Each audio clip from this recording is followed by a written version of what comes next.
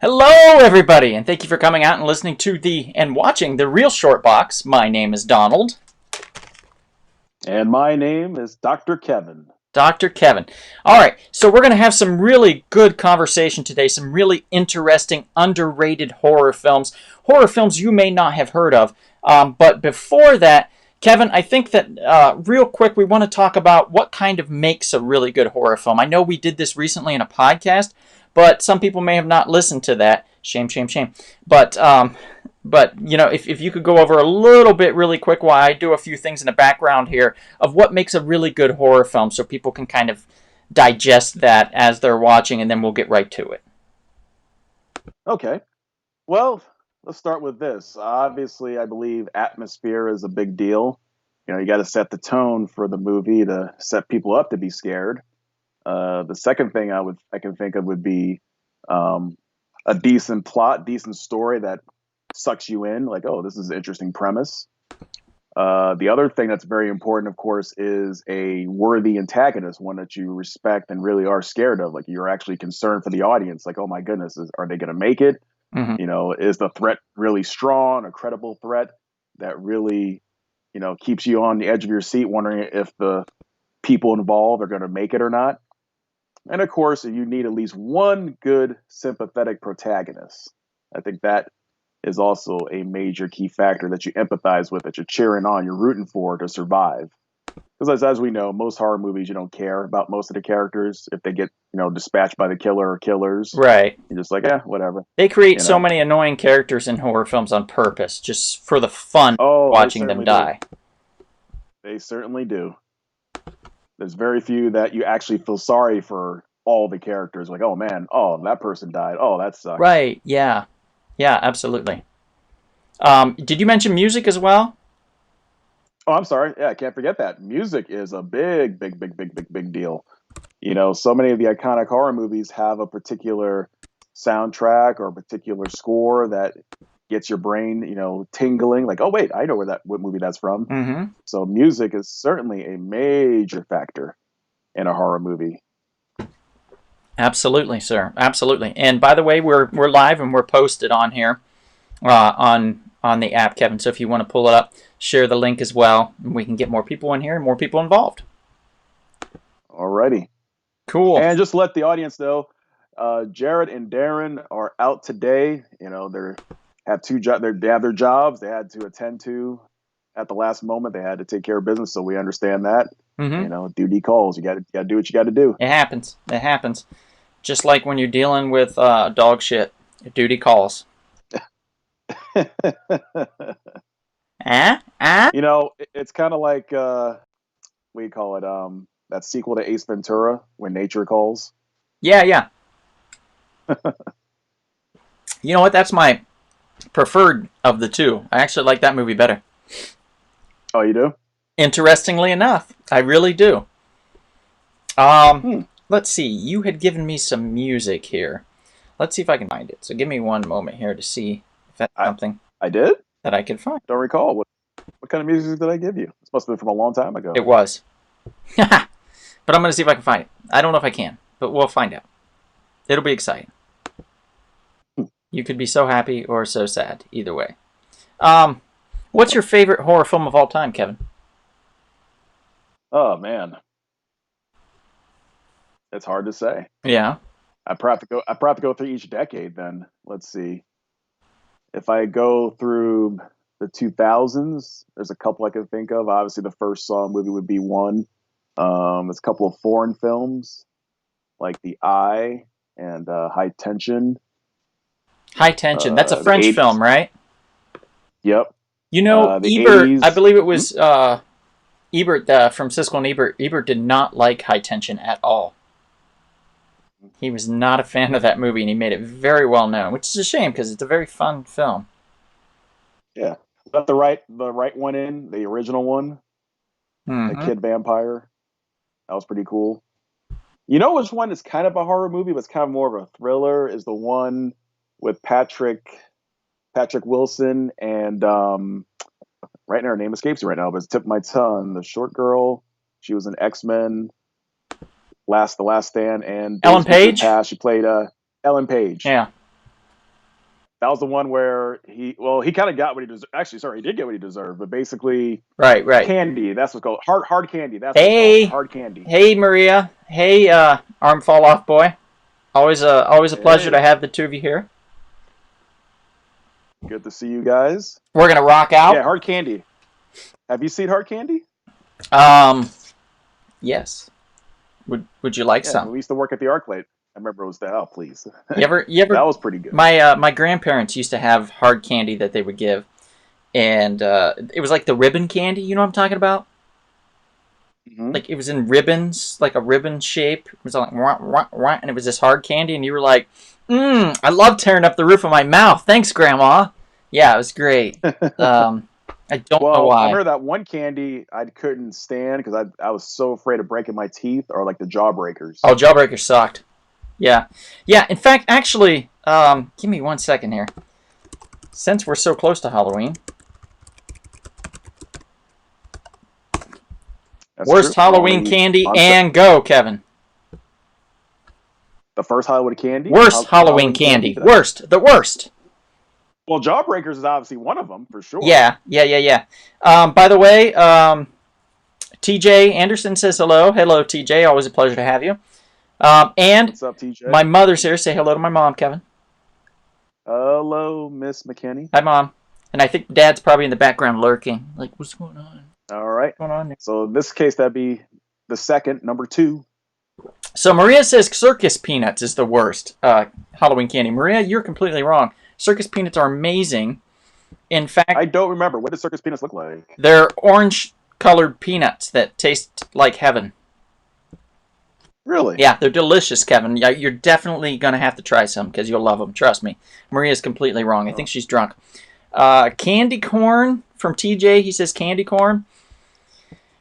Yeah, I don't hate it, No, TJ. candy corn's okay. Candy corn's okay. I don't hate it. I'm going to say probably the worst candy, geez, was probably those stupid-ass Mary Janes. Pop rocks.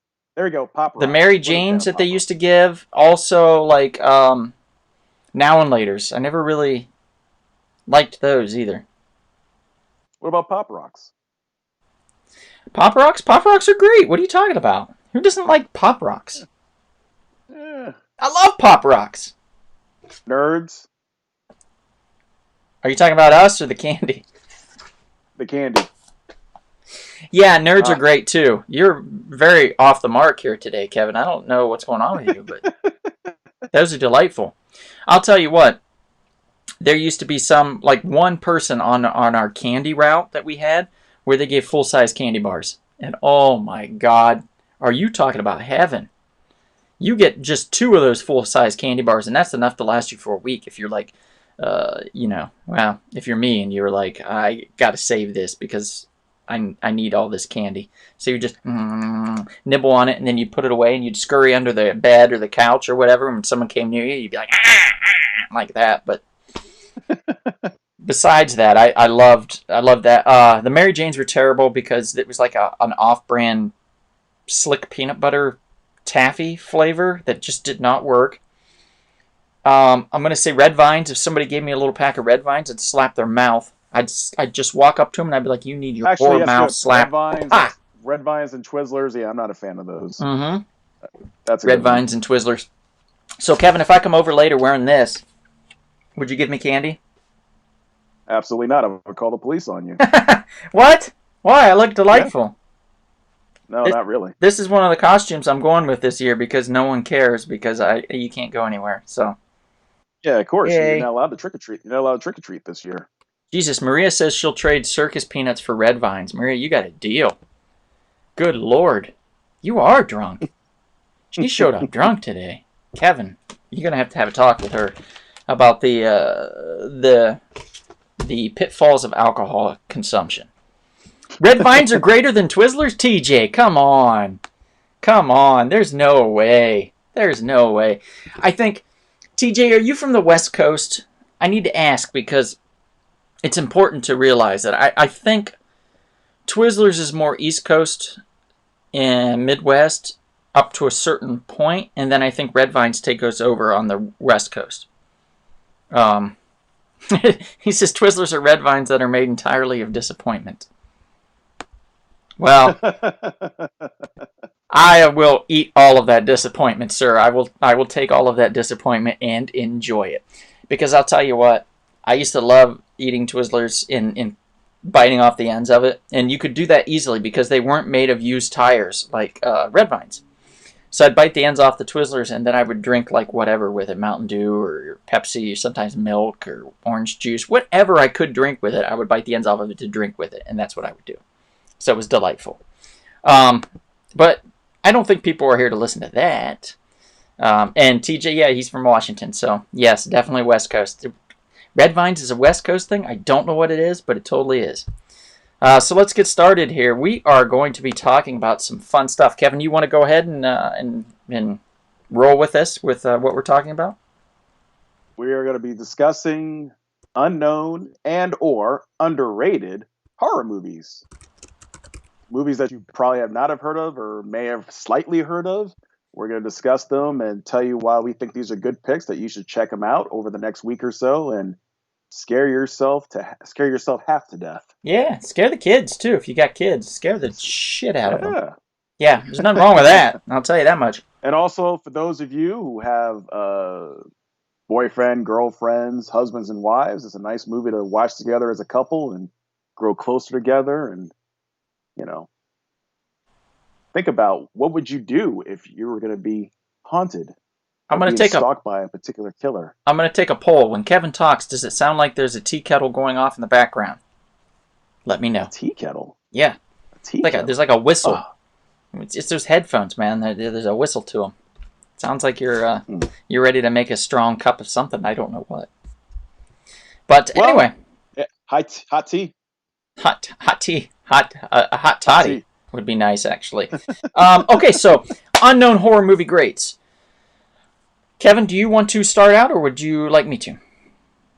Sure, I don't mind starting out. Give me one of the few that I mentioned to you, and I'll just jump right into it. Okay, I can give you one right out of your list here. Why don't we start off with Scanners? That's a good picture I chose. Good Lord. Ooh. Look at that. Yeah, right? Isn't he a beauty? All right. Scanners was one of the early David Cronenberg films from 1981. And of course, he's a great Canadian genre director. And it stars someone who you're familiar with, Donald, Michael Ironside. Oh, yeah. Yeah, he used to come to ArcLight all the time. Oh, did he now? Yeah. Oh, okay. He'd come to ArcLight and he'd be like, hey, kid, I want to see a movie. And I'd be like, yes, sir. You see, you didn't even question that. He's like, sir, I'll give you whatever you want. Nope. And let me tell you something. If he had the powers that he possessed in real life, you definitely would have given him what he wanted. Because this movie deals with special people, almost like mutants in the X-Men in a way. But in this case, they all possess telepathic and telekinetic powers. So, of course, the government's trying to get control over all the people who are scanners. And one of the people, played by Michael Ironside, his name is Daryl Revick. He is kind of almost like a rebel, you could say. He kind of got out of the government agency's control. Is he like the Magneto of Scanners? In a way, yeah. Okay. In a way, yes. All right. I'm going to throw this out there. I've never seen this movie. Well, you have to, man. I'll lend you the DVD. It's a pretty good movie. Is it gory? A little bit, yeah. A little bit. But nothing that's like crazy. Like, there's a couple bad scenes that are gory, but overall, it's not too bad. It's not like a Walking Dead type of thing or Living Dead type of movie. What was it, Day of the Dead? I think it was Day of the Dead I watched, and they tore this guy's body apart. Oh, yeah. Entrails came out.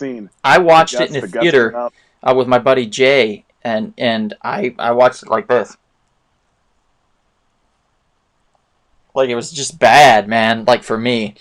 I can't get into that stuff.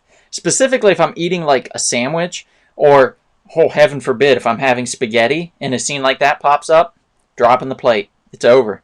Like, I'm just sausages. I'm just too out of that. Because they use sausages for like the guts in a lot of movies like that when you want to. TJ wants to know. TJ wants to know: aren't there exploding heads in Scanners? Yes, there is. I was going to get to that, but yes, Okay. there's a couple of famous scenes that does involve exploding heads.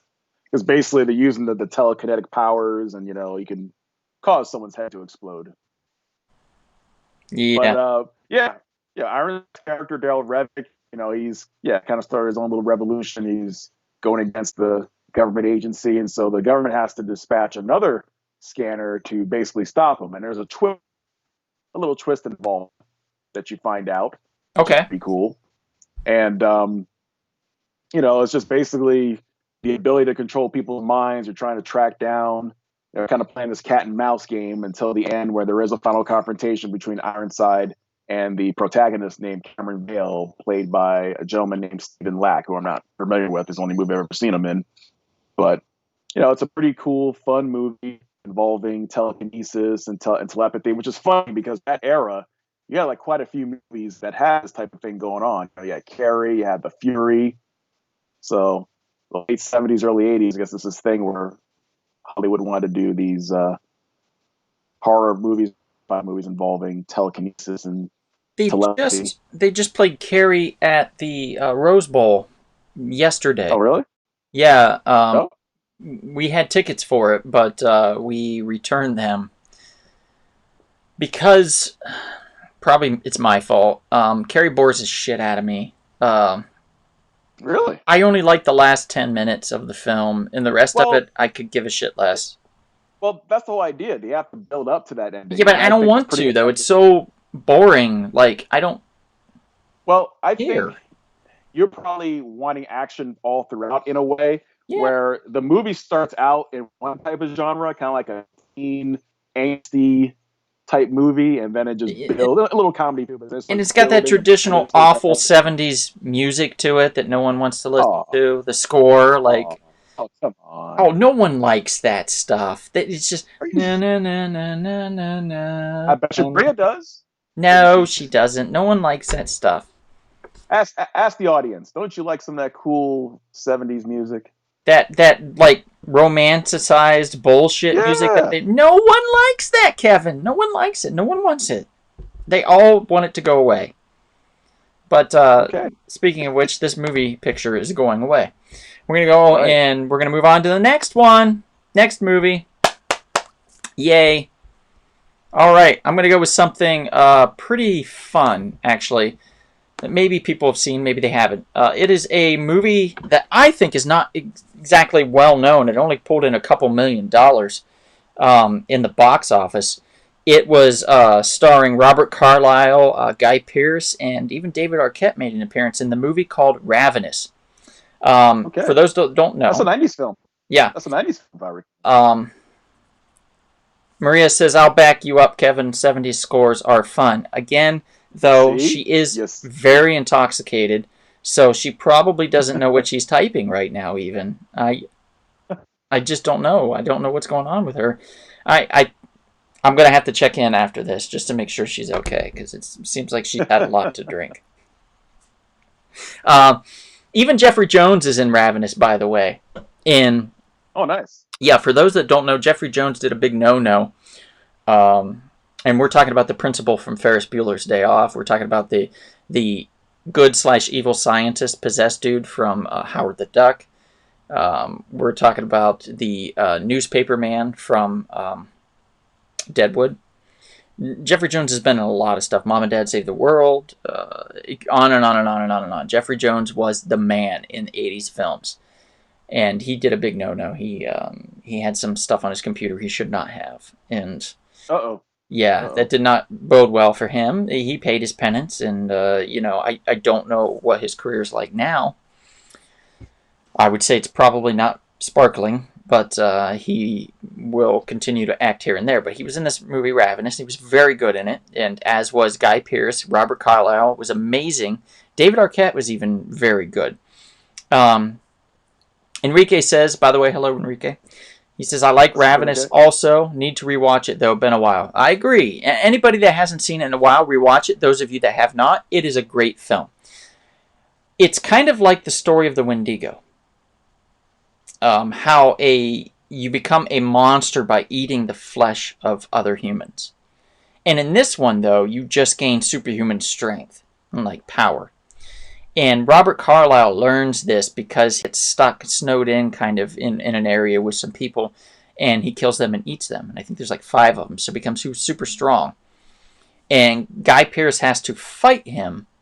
And in order to do that, he gets chased by him. He falls off a cliff or something, breaks his leg, and he has to use this other guy's body as cover so he's not found by Robert Carlyle and killed. So in that process, he has to survive. So he eats the flesh of the human that's covering him. And he does this, and then he also gets super strength. So then he fights with Robert Carlyle. So it's kind of like a superhero origin story where 2 superheroes, a supervillain and a superhero, fight each other after they gain their powers. It's really So kind of cool. like Unbreakable, but in a lesser way, Yeah, to a lesser extent. yeah, kind of like that, but in a lesser extent. Absolutely. It's not like Mr. Glass is there bending things to his will. It's very simplistic. It's during like almost I would say pioneer times, as far as this stage that they set. Some interesting things about this movie, though, and I'll bring that up here in a second. Um, when we're talking about Ravenous, the director, the original director, was actually taken off the film.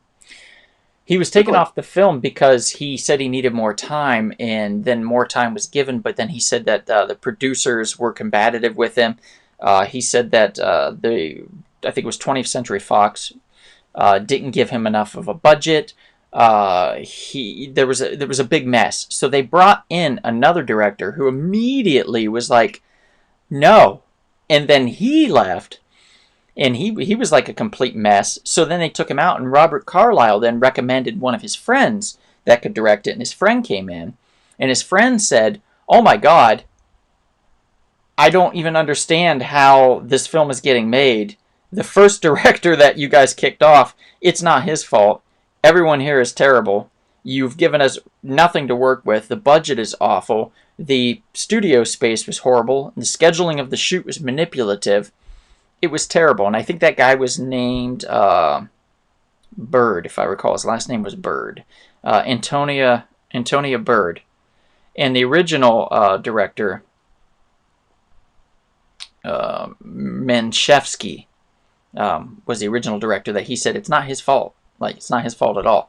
So there was a lot of drama in filming this, and a lot of reshoots and rewrites and stuff. So it's amazing it got made, and it's as good as it is. But guys, I highly recommend, if you want a nice kind of a horror period piece with cannibalism, but like tasteful, Ravenous is your baby. Definitely recommend that.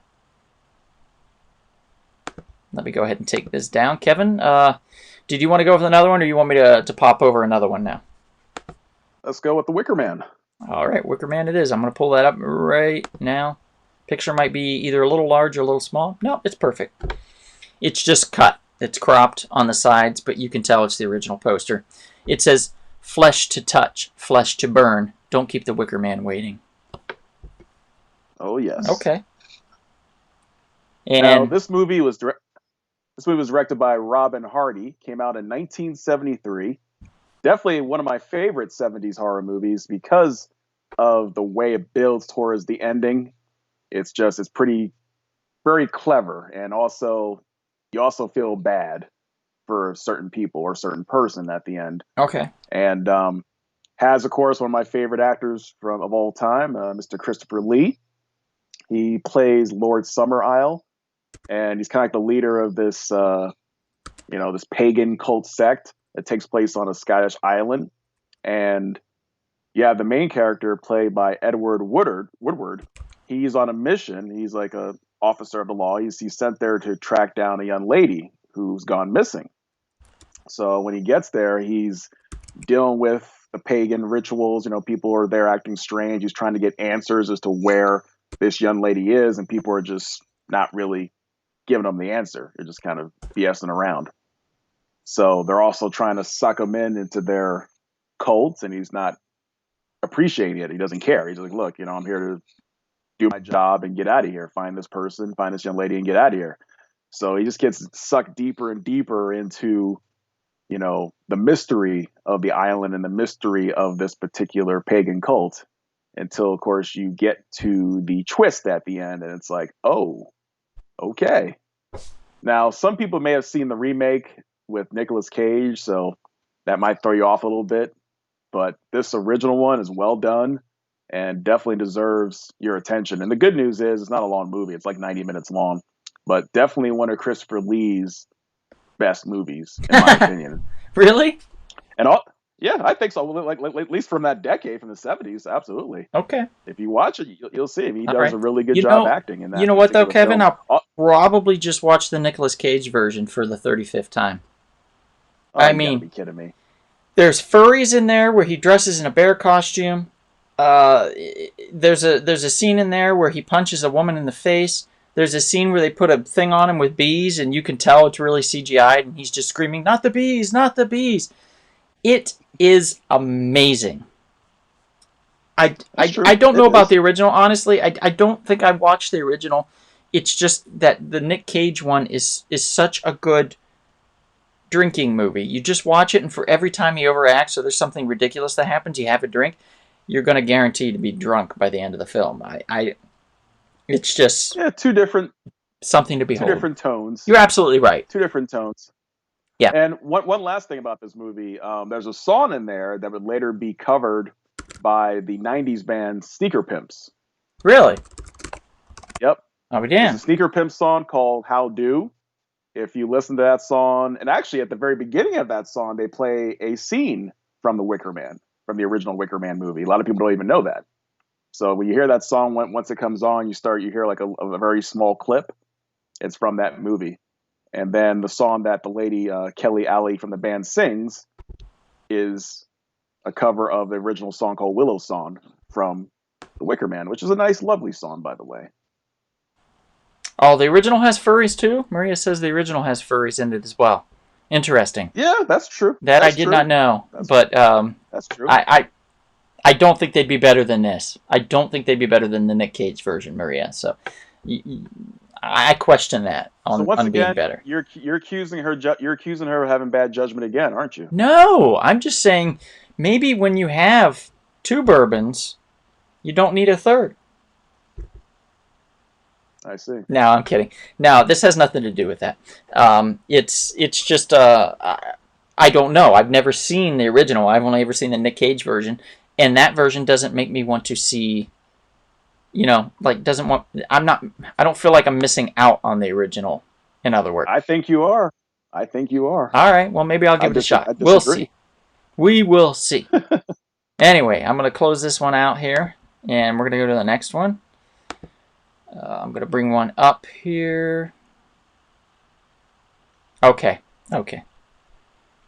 I've got a fun one. This one, probably one of my favorites on the list. Mom, Dad, if you haven't seen this movie, I can't recommend it enough for you guys. I think you will love it. It is one of the funnest horror films I have seen in a long time. Okay? The movie's called Grabbers. Now, the only person really recognizable in the film is the lead cop, and he was from Coupling, the BBC series. So my buddy Matthew would know him. Marique might know him because she watched Coupling like religiously. And by the way, just throwing this out there real quick, if we happen to go down, meaning the stream just cuts out, we're doing this from Southern California. We've had some really high winds, and they are cutting the power in certain areas to try to prevent fires, because this is very bad for fires. If a fire would start, the wind could take it and just blow over everything and burn us all up. So if we do cut out for any reason, that would be why. Just letting everybody know in advance. But back to Grabbers. So the plot of the story is these alien parasitic kind of creatures. They look like starfish with octopus tentacles. Okay? And they're these big bad aliens. And what they do is they will pretty much just grab you and attach themselves to your face and then down your throat and eat you from the inside out. And I know that sounds horrific, but they really don't show a lot of it. There's not much blood. There's not any gore really to it. The fun part comes in when they realize that these creatures are allergic to alcohol. This is filmed in Ireland, by the way, and it is an Irish movie. So they realize that in order to defeat these creatures, they have to stay drunk. Their alcohol level has to be a certain percentage in order for these creatures to not attack them. And if they do attack I them, they think I've won't seen part of attach this to movie. them. I'm sure you have, Kevin. I've played it at my apartment plenty of times for St. Patrick's Day as well as Halloween. I love this film. It's so fun to see the police force getting hammered with the guys at the bar. They're running out of alcohol. They don't know what to do because people are drinking so much, and they continue to do so. And then these creatures come up onto land. If you don't get near the water, you're fine, but then it starts to rain, and then the creatures are able to get up on land then and come near the bar and come at them. It is creepy. It is fun. And it's a rip-roaringly good time, and I can't recommend this film enough. So grabbers, of those of you that haven't seen it, please find it, watch it. You can thank me later. There we go. Yeah. All right. I'm going to go to another one since I think you're a little short on some of these films, Kevin. I think you've done two here. Let me pull up one more. Can we go with Cube? Would that be okay for you? Absolutely. Okay. Here's the movie. I got the poster up for Cube. It says it's Spanish. It's in Spanish. So, La I solution could probably est en voice. So, for those of you that know Spanish, there you go. All right. This film is definitely one of my personal favorites from the 90s, like literally top five. You know, across because it's a beautiful sci-fi horror blend. Yeah. And to me, I originally didn't like the Matrix movie because of watching this movie. I thought there were certain elements they took from this. And also, I'm sorry, not the Matrix, the Saw movie, the original Saw movie, I felt took elements from this as well as Seven. But this movie's great. Basically, what it is you have a bunch of people. They're wake up. They're in this room, and they don't understand how they got there.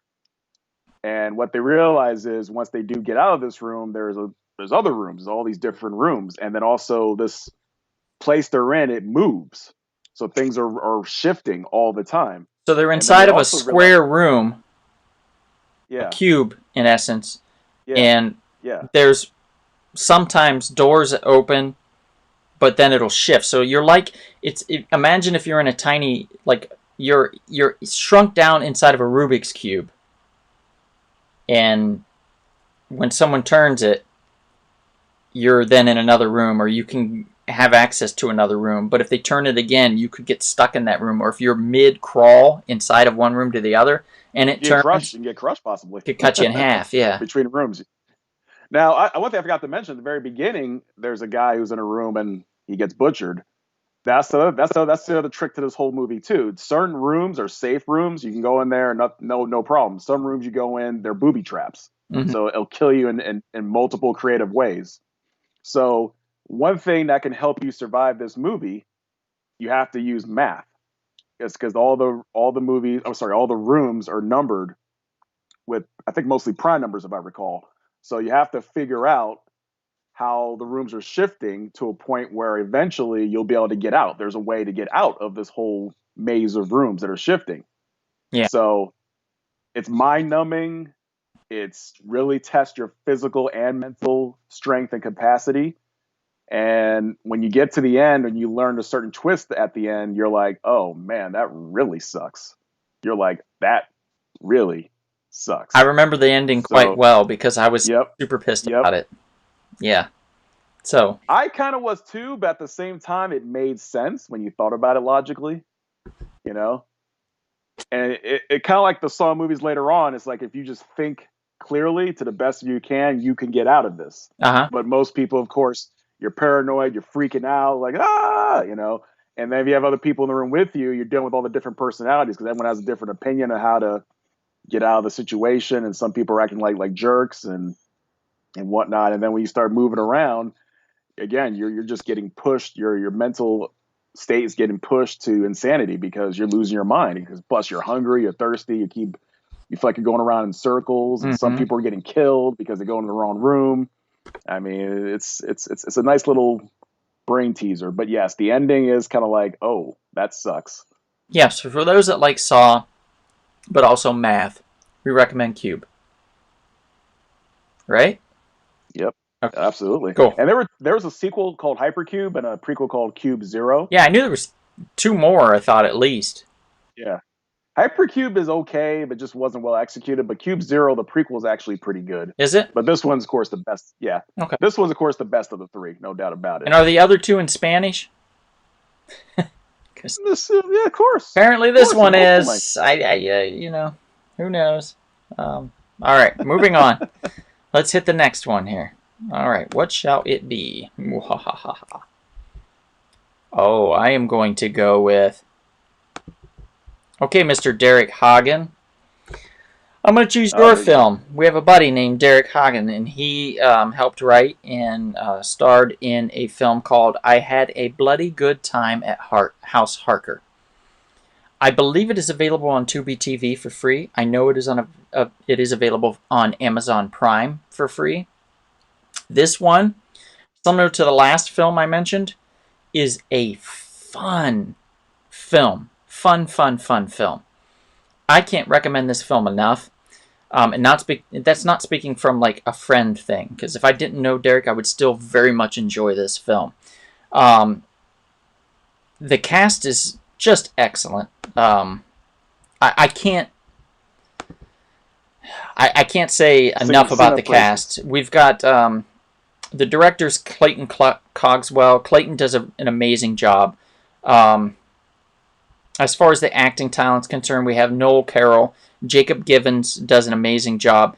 They both play brothers. There's Charlie, played by Noel Harker, and Jerry Harker's played by Jacob. Derek Haagen plays the best friend, Ned Morris, and Whitney Moore plays the sister of the Harkers. She plays Paige Harker. Now, Whitney Moore, you might recognize her from Birdemic. For those that don't know Birdemic, you need to check it out. I cannot recommend checking that movie out enough. It is ridiculous. The special effects are awful, but in a fun way. Mary Haagen, which is Derek Haagen's mother, she plays Mavis, which is the nosy neighbor, and she does an amazing job. Casting her was the best decision they made for this film. Basically, I'm just going to mention the whole story element of it is it's been generations since the Harkers' great-grandfather has killed Count Dracula. And now the Harker brothers and their best friend Ned are a town joke because they still believe in vampires. And they want to they got money to refurbish this house that they live in because it is a period piece house. And so the town gave them money to refurbish it, but instead of using that money on the refurbishments, they used the money to try to create a play about their great-great-grandfather killing Count Dracula. And it's an awful play, by the way. So they're the town joke until a real vampire shows up. Yes, a real vampire does show up, and they decide that they're going to film defeating this vampire. Now, they think it's a vampire dude that they hired, when in fact it is not. The real vampire catches that vampire dude on the street somewhere, eliminates him, and then comes into town and takes over the role of the fake vampire. They all think it's fake until that vampire takes the skull of Dracula, crushes it, inhales it, and then becomes the lead vampire, thereby being able to make other people vampires again. Because when Dracula died, he was unable to make other vampires. None of the vampires could do that. You were just a vampire and that's it. You couldn't turn anybody else into a vampire. But once this big baddie inhales the power of Dracula's skull, he then becomes the primary vampire, and then he attacks everybody in this house that's there for a party to see the Harkers destroy Dracula, the fake Dracula, of course they think, but it's not. It's the real Dracula. Sort of. It's this vampire that inhaled Dracula, thereby becoming Dracula. So it's funny, it's heartfelt, it's just a really bloody good time. I can't recommend how much fun this movie is. I had a bloody good time at House Harker. Guys, seek it out. Seek it out, and I'm not even doing it justice. How enjoyable it is. It's got a lot of heart. And we have a few comments. My mom says never saw. Okay. TJ says, and they started a board game company, question mark. I'm not sure what that is in reference to, TJ, so if you can clarify, thank you. Bonnie's here, Kevin. Bonnie says, sorry I'm late. Hi, guys. What's up, Bonnie? Hey, Bonnie. Thanks for joining. If you haven't seen I Had a Bloody Good Time at House Harker, please do. Kevin, I'm going to go to another one since I've got a few more than you do on this list. I am going to bring up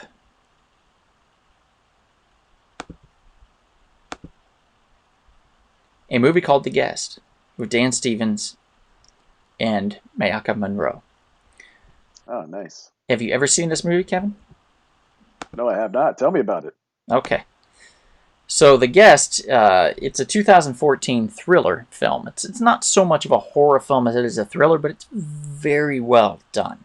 Very well done. The basic premise of the script is that basically tells the story of a U.S. soldier who's played by Stevens, who called David, who unexpectedly visits the Peterson family. Now, he goes to visit this family, introducing himself as the friend of their son who died in combat in Afghanistan. So they obviously are like, oh my God, thank you for coming. You're welcome to stay at our home. So after staying in their home for a couple of days, a series of deaths in the town start to occur. And the family's daughter, Anna, played by Monroe, suspects David is connected to them. Now, David, there's a bit of a twist in there, and it's not going to spoil anything to say that David's not all really there, the character. He's not quite all there. The soundtrack is amazing. The thrills and chills that happen with this character, with David. Imagine if the main character from American Psycho was staying overnight at your place. Just imagine that. That's so kind scary. of what you get, with The Guest.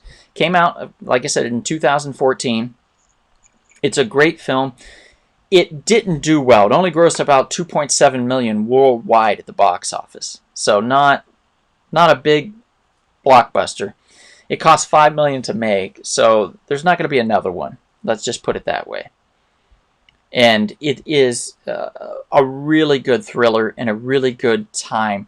Thrillers, I think, can fit in with horror because of the way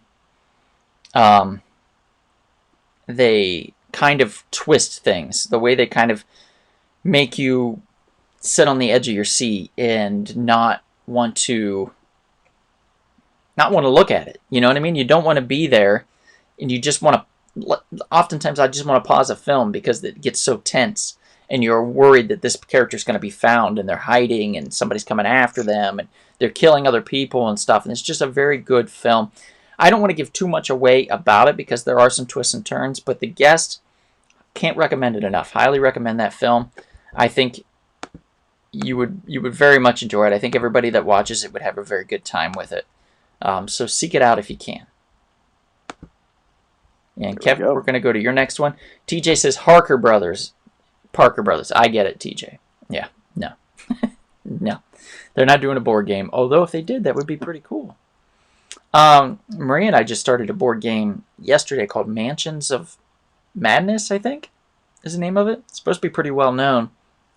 It's fun. It's like a Lovecraftian, Cthulhu-based type horror with an app that comes with it that you follow along on your app as you play the actual board game itself. So it's fascinating. It's a good time.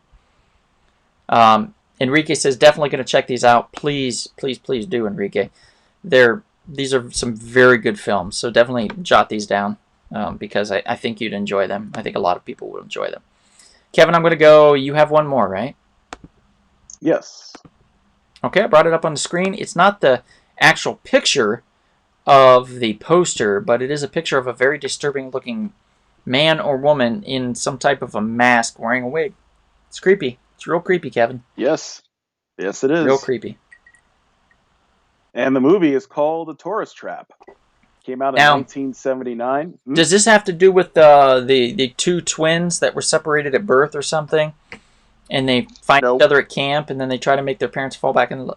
No? Nope. Nope. Yeah. Something far darker. Okay. Yes, Tourist Trap came out in 1979, directed by David Schmoller, and it has Tanya Roberts in it. So that's one person who kind of blew up after this movie. You know, she was a Bond girl Which in Bond that girl? 70s show. Gosh, trying to remember her name is. You know, Rick helped me out on this, but she was one of the main one basically. She was in that And at the 70s time, show? Was she the mom in that? if you, no, she's like a recurring character. The She's a neighbor? recurring character, but she wasn't. Oh, okay. Yeah, I think she's like one of the neighbors. All right. But of course, in Bond, she was a View to a Kill. She was in Beastmaster, the Beastmaster. Okay. So she had a pretty good career throughout the 80s and part of the 90s. And there's like an old school actor named Chuck Connors who's in the movie as well. And the plot basically revolves around about four people who get stranded at a off road, almost like Texas Chainsaw Massacre. You're kind of going off road, and your car breaks down, and you're in trouble. Yeah. So that happens, and then an old man happens to be there who renders aid. And he takes them back to his house, and his house used to be like an old museum. And the museum has all these cool mannequins, and some of them animate. You know, they can like fire things, like you have like a cowboy can fire a gun or something like that. So it's pretty cool. Now they learn that there's a house right near that he tells them don't go to. You know, just stay away from it. Okay. So of course, there's always going to be some idiot who's not going to listen. Right. And while the old man and the male of the group go out to fix their car, one of the three ladies decides to go to that house. And of course, you can imagine it's not going to work out too well. In this house, there's a bunch of other mannequins. And what's really creepy about it is the mannequins, you'll hear them like talking. Even though their mouths aren't moving, you'll just hear voices coming out. Yeah. And then all of a sudden, you know, telekinesis is kind of kicked in. Like, you know, doors start shutting by themselves, objects are moving. So almost like a poltergeist is in there. And then you discover there is a person who's in there wearing that creepy mask that you showed earlier. And this person happens to have telekinesis abilities. So not only you can't just run away that easily, he'll shut all the doors and lock everything and the windows, and you're screwed. And then he can do whatever he wants to you. And you learn later that he can actually turn people into mannequins. So it's kind of a fight for survival, so to speak, with all the remaining people to find a way to get out of that area and with their lives, and somehow beat a person who's has telekinesis and could, you know, make mannequins do lifelike things. And there's a little twist at the end too that you find out that's like, oh, okay. Man, that's But scary, dude. it's a pretty cool movie. It's, you know, it's a low budget film. I think it was made for only $700,000 or $800,000, but they really used the budget quite well. When was this made? 1979. Okay, so that's like having $1 million Actually, I take that budget. back. It was actually made in 1978. It was actually made by the same company that helped distribute Halloween. So actually, the two movies were made around the same exact time. The only Okay. difference is this movie got released 4 months later. And when this film came out, Kevin, you were what, 13, 14 years old at the time? I was about 25, actually. 25. No, I'm just kidding. 25. All right. All right. Let me close this one out. Gonna go to another one here. Since we just talked about the guest, I think it's probably within reason to talk about this movie. This movie is called... Oh, hey, Angie. My friend Angie's here. Kevin, say hello. Kevin, say hello. Oh, my God. So rude. So rude. You're not even listening to me. Anyway. So, hi, Angie. The Invitation. Now, The Invitation, the tagline is, there is nothing to be afraid of. Now, this film starts out. Now, this guy, Kevin, can you hear me? Yeah, I can hear you. Okay. First off, Kevin, you can hear me, right? I can hear you. Say hi to Angie. Hey, Angie. There we go. Finally. Now, second of all, we're going to talk about this actor that's the lead in The Invitation. Now, that is Logan Marshall Green. Now, Logan Marshall Oh, Green, relative. who does he look like, Kevin, to you? Trying to get a good look at this picture here. The picture might Maybe a not. little bit like you. No, the picture Maybe a might little not bit do it like you. justice, but he looks like Tom Hardy. Really? Yeah, yeah. I firmly believe he got his start because he looks like Tom Hardy. Like Skeet Ulrich looked a little bit like That makes Johnny sense. Depp, and he got his Right. start. This guy, Logan, looks like Tom Hardy. So, Logan Marshall Green stars in this movie called The Invitation. Now, The Invitation, the quick log line to it is, it's by Draft House Films, by the way. So it starts out very quiet. It's responding to an invitation from his ex-wife. A man brings his girlfriend to a dinner party. There, he relives the trauma of their child's death and becomes suspicious that his ex-wife has ulterior motives for inviting him. Okay? Now, there are ulterior motives, and I won't tell you what, but there is a cult involved in this. Uh-oh. So it does build slowly. This is a slow burn type film. This is a film for someone that wants to sit there and just, it's like enjoying a beautifully delicious steak. You don't want to just eat it all at once. You want to carve each piece off and enjoy each slice, each delicious slice. And for those of you that are vegan, it's like a delicious piece of jackfruit. I don't know what else to say there. Maybe a pineapple. I don't know. I'm not vegan. But it is like a delicious steak that you just want to savor and enjoy. Perhaps a nice cognac or a good whiskey or something, if that works for you guys. But it's this guy, he brings his girlfriend with him. He's had some issues with drinking, obviously because of the death of his child. He goes to his ex-wife's dinner party because she invited him. His girlfriend feels uncomfortable, not really wanting to go, but she does to support him. Everybody around him starts drinking. He's in the house where his child died. He feels very weird about it. He wants to drink. He doesn't. And then odd things start to happen. People start to disappear. And we don't know why. And it gets creepier and creepier from there. I don't want to spoil it, but I highly recommend you check out the 2015 film, The Invitation.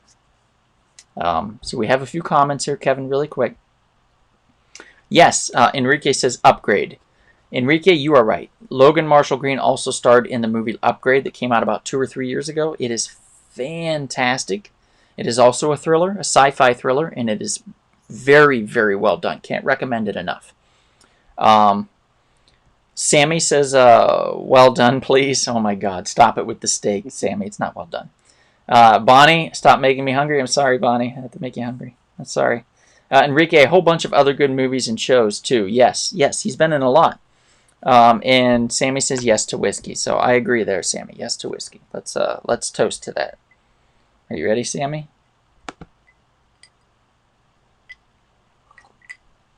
But The Invitation is another great film.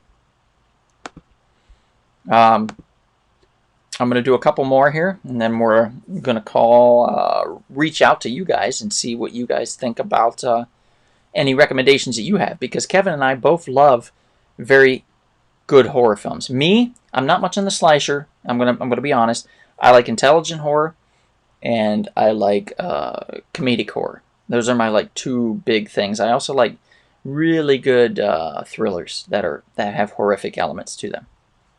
So we did The Guest, we did The Invitation.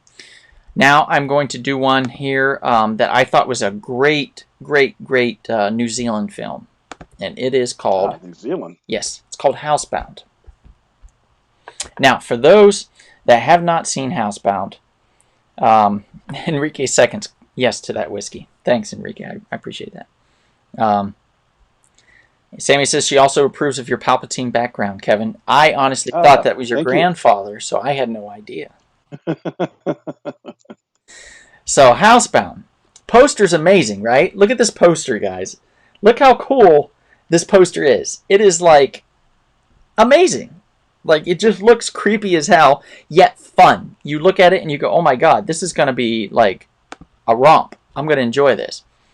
So, Housebound is a New Zealand horror comedy, film written, edited, and directed by Gerard Johnston.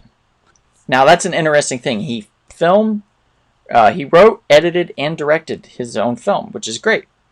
The film had its world premiere on the 10th of March in 2014 at South by Southwest, and it stars Morgana O'Reilly as a woman sentenced to house arrest in a potentially haunted house.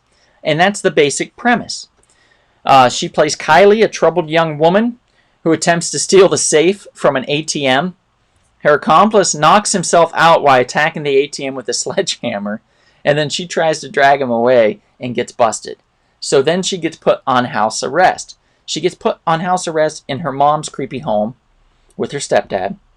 And her mom is one of those people that calls the late night people that will read your fortune and stuff like that. She'll call them and talk to them and be like, "Oh, what's going on with my daughter?" or "How's the neighbors doing?" or things like that. You know those people. We've all seen those people. They're very superstitious. They like to waste money. And they find some type of enjoyment or entertainment out of it in a way, even though they might not know that they do. And they think it's real, which it may or may not be. I'm not saying that. But in this, it doesn't seem real until things start to happen. Now, Kylie, unfortunately, is stuck in the house because she's on house arrest.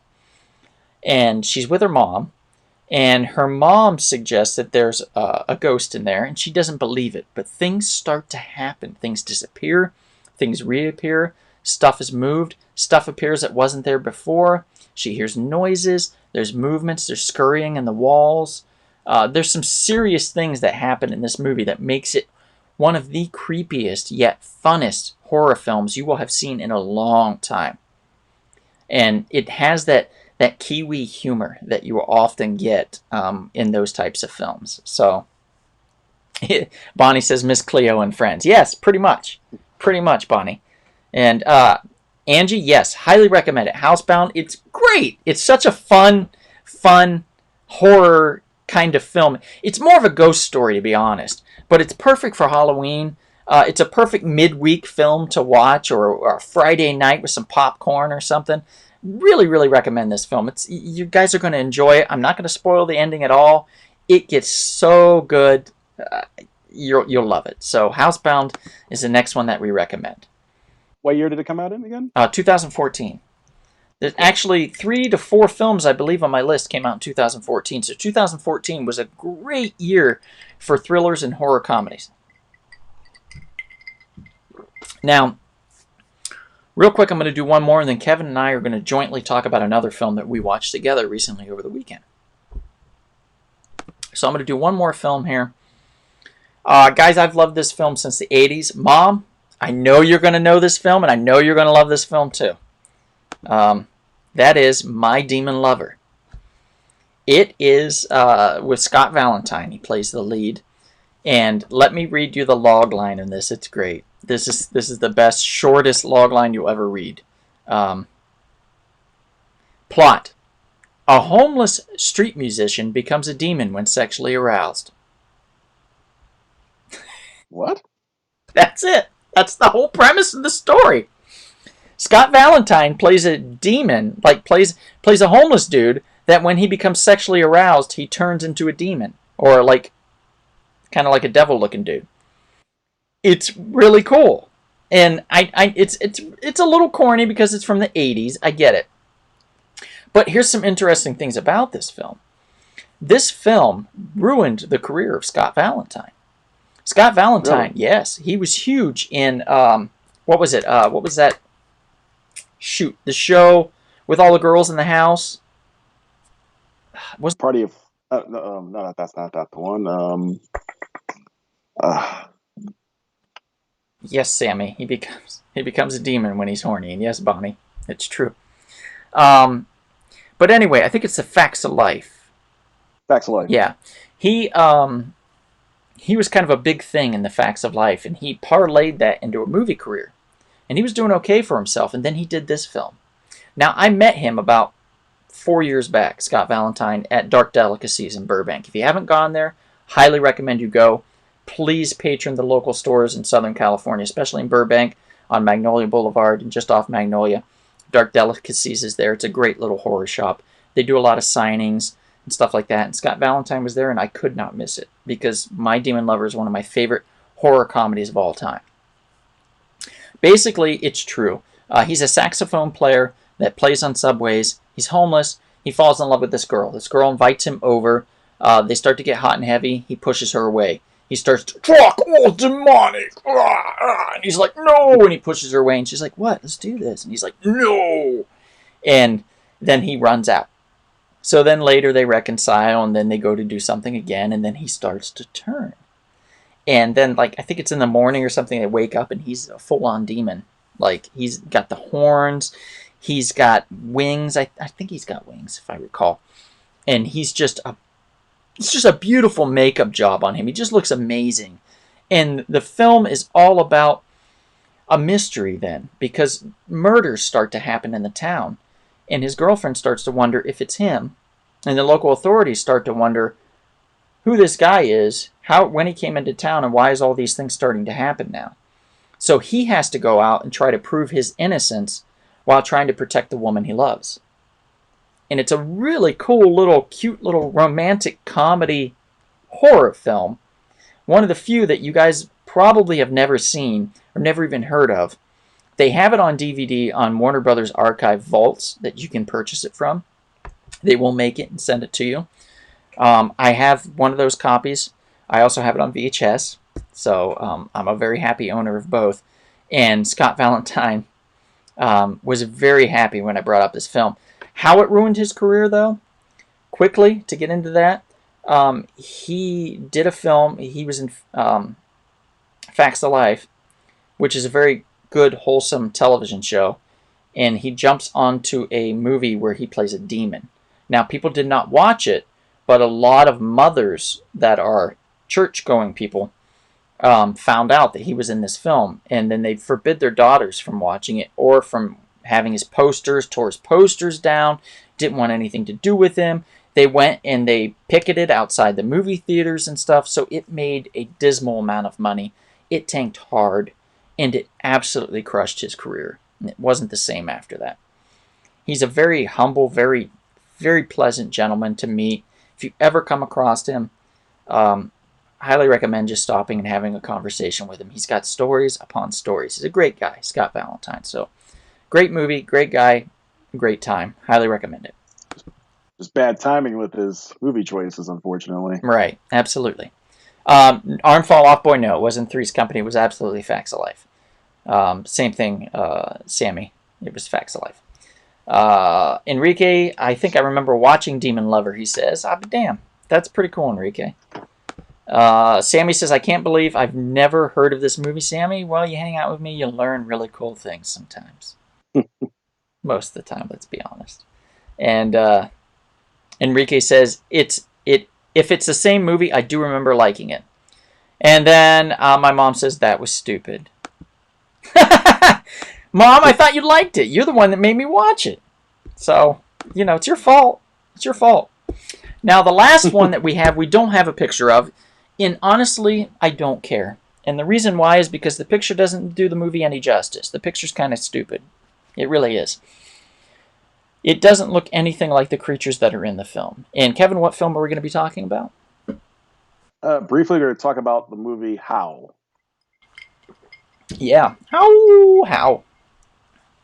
That's simple. Mel Raz, it says, I've never seen it. Mel Raz, I highly recommend it. It's very good. It's on Amazon. Is it Amazon Prime? I think that's where we were watching. I think he was talking about My Demon Lover. Oh. Oh, my mom says the movie wasn't stupid, by the way. She was responding to something else. I'm not sure what.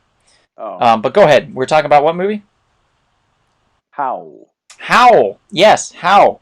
Now we watched this together with Maria the other night. I think it was Saturday night or something. We watched this. Basic premise of this movie, Kevin.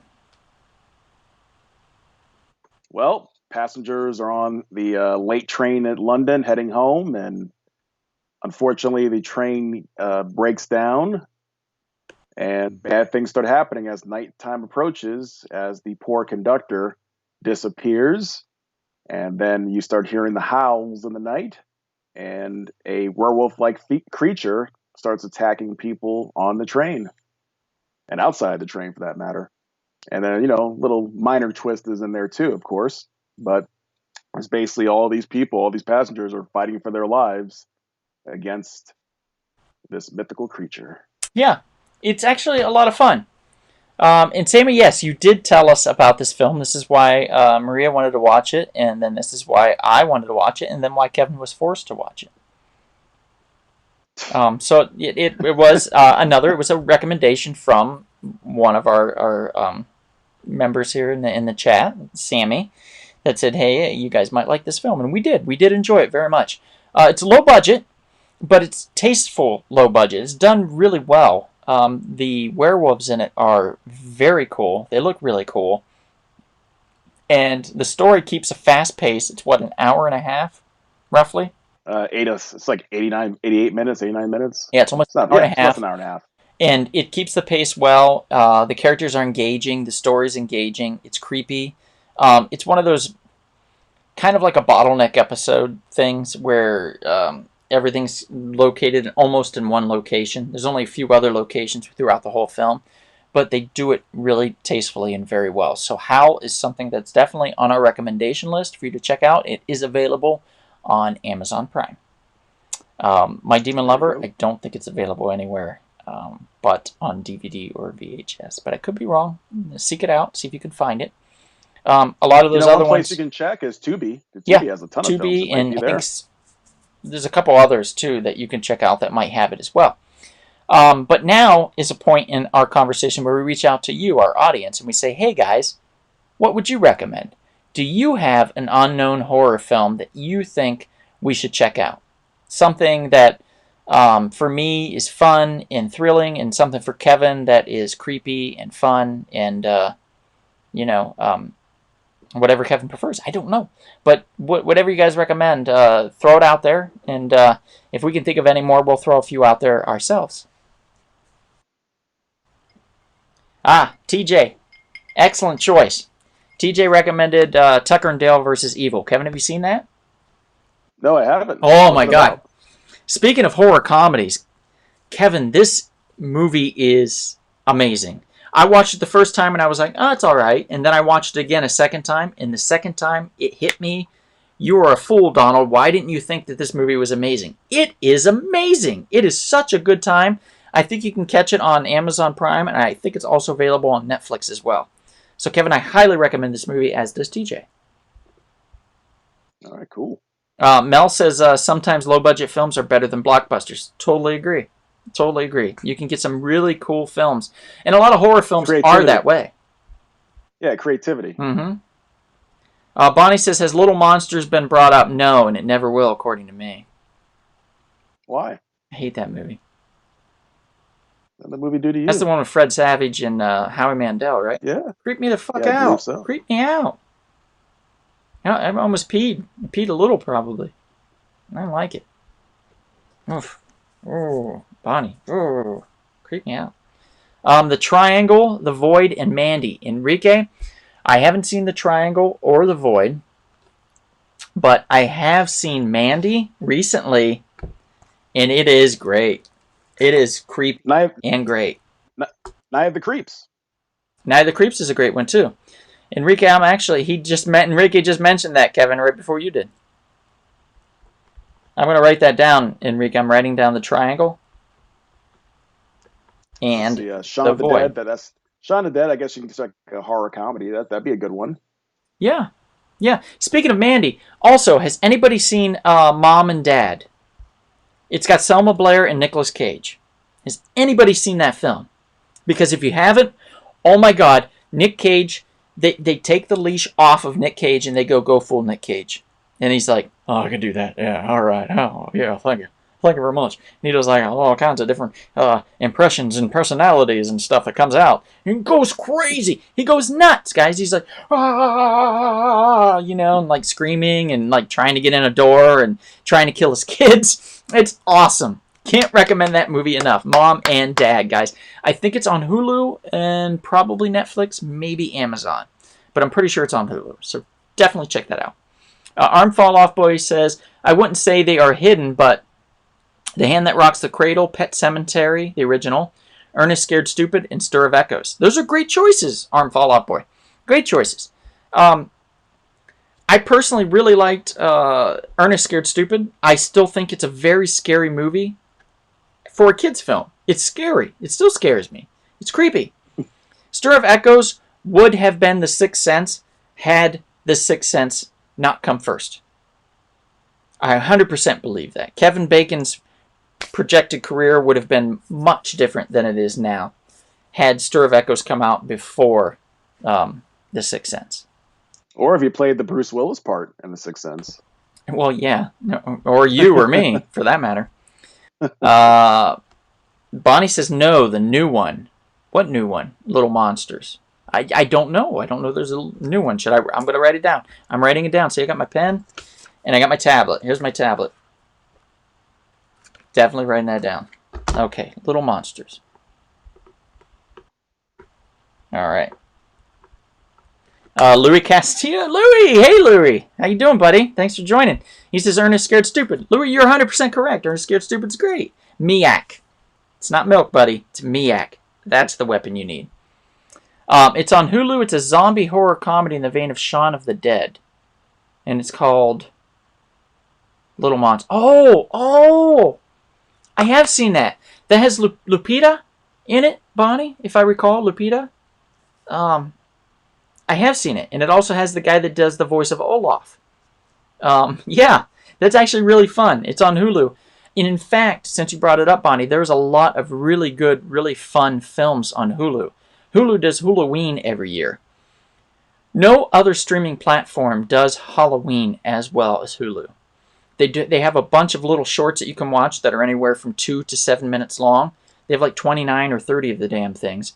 They have like 15-minute long shorts that you can watch. They have full-length movies that they've produced and created, that they've distributed and stuff. Hulu's where it's at for Halloween. They do a really good job with their films. Yep, it's on Hulu. It's a zombie horror. Stars Lupita. Yep. Okay, Bonnie, thank you. Angie says, creepy movie for me is that Kevin Smith's movie where he makes Elijah Wood a walrus. I think it's Justin Long, and it's called Tusk. Am I correct, Angie? Justin Long, and it's called the movie Tusk, and I've never... Yeah, I think it is Tusk. Because I heard it is very creepy. Enrique says, Killer Clowns from Outer Space. Jeez, Enrique, yeah, that's a really creepy one. That one, yeah, that creeps me out when they're sucking out the blood and stuff. Oh, yeah. That one will definitely give a young kid nightmares, I will say. Not me. I totally didn't do it to me. But yeah, it will. It will give people nightmares. And Maria, yes, I know I've watched the new Little Monsters, that one at camp. Yeah, I think we watched that together, if I recall. Louis says, would recommend Wes Craven's New Nightmare, The Return of the Living Dead, Chud, and the Blob remake. I haven't seen the Blob remake. I think I've seen Return of the Living Dead. I'm not sure. Yeah, those are fun. And I very much enjoyed Chud, Cannibalistic Humanoid Underground Dwellers. Yeah. That has Daniel Stern in it before he hit it big, which is great. It's like young teenage or early 20s Daniel Stern. Arm Fall Off Boy says Kevin Bacon was in Sleepers. That was pretty fucked up. Yes, it really was. Yeah, particularly what he said in that film to those kids was pretty fucked up. Enrique, Return of the Living Dead, that's a fun movie. I haven't seen that one, I don't think. Enrique says The Autopsy of Jane Doe. I've seen it. Enrique, it's fun. That has, if I recall, I had Brian, what's his name, the British dude. He was in Long Kiss Goodnight. Shoot, can't remember his full name. But anyway, this is a fun film. Bite-sized Halloween, just watched all of them today.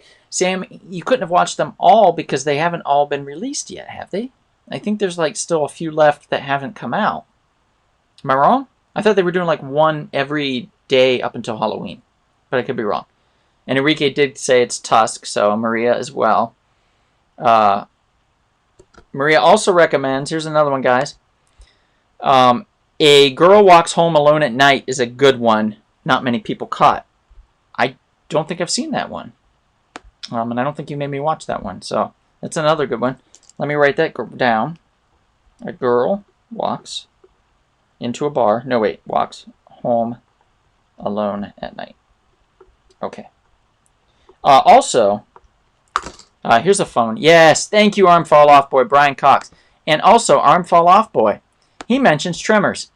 Couple things, Arm Fall Off Boy. Have you seen Shrieker Island yet? Don't spoil it. Don't spoil the ending. But I would love at another time to talk with you about that film, having seen it and seen the ending. Also, you are in the presence, sir, of greatness here, as Maria, Dr. Captain Maria, in the chats here, was one of the editors on Tremors 5 and 6. So you guys should definitely talk Tremors if you're a big fan, because she is a huge fan of it and has worked on several of the films. Let's see. Sammy says all of the ones out, which is 28. Oh, so they all are out. Okay. Well, I'll need to catch up on those. Monstergram, Sammy. Monstergram. That one's ridiculous. Enrique says The Grave Dancers, a very campy B movie with Dominic Parcells. I like Dominic Parcells. He plays a great. What's his character in Legends of Tomorrow, Kevin? Actually, I forgot. What character does he play in Legends of Heatwave, Tomorrow? right? That's right, Heatwave. And he plays it well. He actually made me love the character of Heatwave so much that I went out and bought his first appearance. Not the first appearance of Dominic Parcells. That would be probably his mother? I don't know what that would be if you bought his first appearance. But the first appearance of Heatwave, I definitely bought. Well, better than his Drake character in Blade 3. Sammy, we have not finished. You're right. He played an emo Dracula? What was that? Yep. Sammy says, did you guys finish Blind Manor yet? Sammy, I have not started Blind Manor yet. We just finished Lovecraft Country. Has anybody finished or watched Lovecraft Country? Let me know about that. I'd be curious. TJ says, I remember Teeth being good. Kevin, do you remember that movie? Yeah, I think a bunch of us watched it years ago. Yeah, we did. And that was a woman that had teeth in her vagina. Yes. Yeah. Scared a lot of the guys at the apartment. Yes, it did. We all had our legs crossed by the end of the night. An American Ghost Story, says Mel. Mel, An American Ghost Story. Okay, let me write that down. I don't think I've seen that. American Ghost Story. Okay, Mom, you started it but didn't finish it. What was that, Mom? Arm Fall Off Boy says badass. Oh, yeah. Yeah, totally badass. She's a really talented editor. In fact, I don't know if you know this, but I created a web series called The Blue Beetle Ted Cord Returns through Rumble Spoon Productions, and the last 2 episodes of Season 4, Maria edited for me. She was kind enough to do that. So if you watch it, there's a musical episode, and then there's the series finale episode that culminates with everything. And I think she does a fantastic job. I gave her a big pile, a heaping, steaming pile of caca, and I said, do something with it. And she spun it into gold somehow. And I don't want to look at the process because there's probably scat on the walls and ceiling and stuff. But she spun it into gold. Louis says The Hidden. It's a cross between Invasion of the Body Snatchers and The Terminator. Louis, you are right. The Hidden, if you guys haven't seen that, fantastic film. Fantastic. Can't recommend it enough. Sammy says, get on it. I will, Sammy. I'm trying. Maria says, Cooties is fun. Remember seeing Cooties. Kevin, have you seen Cooties? I think I did like a long time ago. TJ says, I read the book of Lovecraft Country. Does that count? Kind of, yeah. It's interesting. It's an interesting film or a series that I think didn't quite at first know exactly where it was going. So a lot of people didn't stick with it, and it's a shame because it really does come back together and makes a nice story. We enjoyed it very much. Let's see what we got. The original Fright Night, Mel says. Yes. The original, and actually the remake, too. Kevin, have you seen either of the Fright Nights? Yes, I have. Both? Yeah, the remake was pretty good. Yeah. The remake was pretty good. Yeah. And that was starring, well, not starring, but that had Tom Holland direct the original. I actually, a little thing, not to throw out names, and I know that sounds terrible, but I did meet Tom Holland through my buddy Robert, who I worked with when I did Chinese herbalism for a while. And I know that sounds weird, me doing that, but I've had a weird life with careers. And Chinese herbalism was one of them, and I met him through there and got on set of one of these short films he was filming for Sony at the time. And Tom's pretty cool. He also did Child's Play, so, and then he did the original Fright Night. My mom says Tremors. Yes. Mom, you haven't seen it? I think you said you haven't. Started it but didn't finish it. It's great. It's actually a lot of fun. It's really a lot of fun. 2014 Cooties. Oh, wait. Maria, Cooties is the one with Dwight Schrute, right? In it? Then I have seen it, if that's the one, because I had to do with tainted chicken nuggets. It turns children at schools into zombies. And those of you who haven't seen that, amazing film. It actually is something that's very near and dear to my heart, actually, and I'm embarrassed I didn't remember it because it was the last film I watched with my buddy Nathaniel. Rest his soul, but it was a fantastic film, and we had a really good time when we went. So I do remember Cooties. It was very cute, very fun little horror film. Dr. Giggles or The Dentist, says Louis. And Enrique says body parts. The only thing I remember about body parts, Enrique, is when the guy's like, I want my body back. And he was like screaming, and there was a car, and there was a chase, and the guy was trying to reach through and stuff. And I remember that. That's a late 80s, early 90s film, if I recall. That just kind of creeped me out, too. Wow, these are all great recommendations, guys. I've got an entire list of fun films to check out here. So thank you so much. You're missing a few. And what am I missing? Body parts. Yeah, I didn't write that one down because I've already seen it. But Kevin, do you have any more quick recommendations before we wrap this up? April Fool's Day. It's like an 80s horror comedy film. I think that's pretty good. April Fool's Day?